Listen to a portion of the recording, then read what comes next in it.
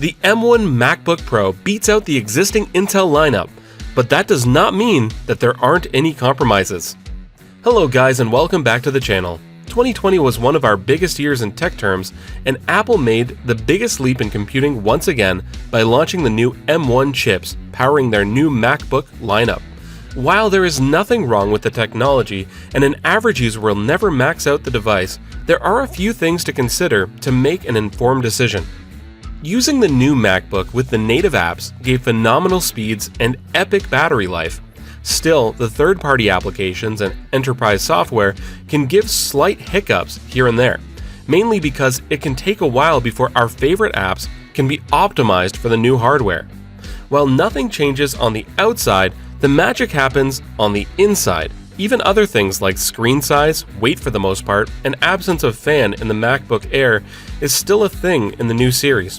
However, the MacBook Pro comes with all the bells and whistles, claiming up to 20 hours of battery life. It is achievable, however, you can expect around 16 hours of usage on medium to light-heavy usage. Beyond the lack of ports or interesting port selection by Apple low-key indicated that the manufacturer wants buyer focus on the more expensive MacBook Pro. Not only it will be a better experience for the user, this is embedding the idea of how good new MacBooks are. The new Magic Keyboard remains the best you can find on a laptop, and the mouse touchpad is such a joy to use. It is as responsive as you can expect from Apple.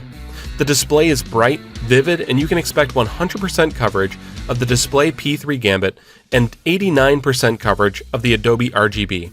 Most content creators who use Apple laptops often rely on the native screen to have no issues there. Like I said, it's a premium device.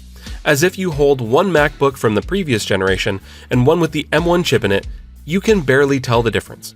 But everything that makes it unique and more powerful than ever is tucked away on the inside. But the maxed out version costs well over $2,000. If you are into computers and looking for a workhorse, it can tie between a high-end PC and a laptop. The performance stands out from the price, and you will never regret the purchase. The absence of third-party apps can be expected to soon take full potential of the new hardware, considering a larger number of Mac users are making or planning to make the shift.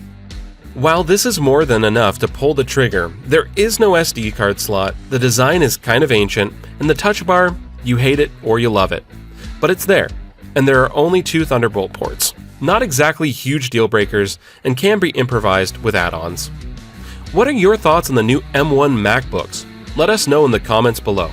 If you enjoyed the video and you would like to see more videos like this, smash that like button and subscribe to the channel. See you in the next one.